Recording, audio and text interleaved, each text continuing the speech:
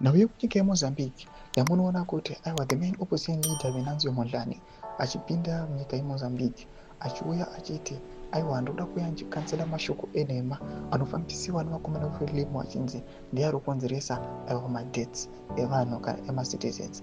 Panapa toona kuti Venancio Mondlane pakudeclare kwakaita achiti aiwa musi wa15 chinge chakachaya, panapa vanhu vakutya vachiti zvichafamba zvakanaka here. Sanamira mashoko tiona mamassive protests aplanwa naVenancio Mondlane. Subscribe or like or turn the bell icon.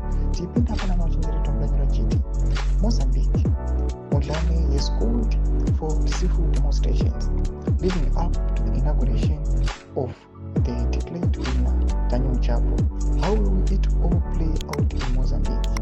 Will the citizens prevail? The majority of Zimbabweans surveyed by Change Radio Zimbabwe News Online recently showed that the only way to resolve the political impasse in neighboring Mozambique was via a citizen-driven revolution. Is that where Mozambique is headed?